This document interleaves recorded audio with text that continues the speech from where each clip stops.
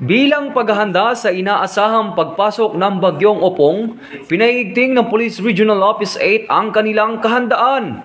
Personal na pinangunahan ni Police Regional Office 8 Regional Director Police Brigadier General Jason L. Capoy ang pag-inspeksyon sa mga tauhan ng Reactionary Standby Support Force at Pro 8 kasama na ang pagsusuri sa kanilang mga kagamitan sa Camp Gangleon, Palo, Leyte.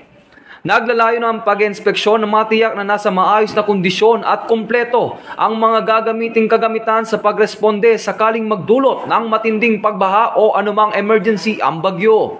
Kasama nito, sinuri rin ang mga tauhan upang masigurong nahanda sila para sa anumang posibleng search and rescue operations.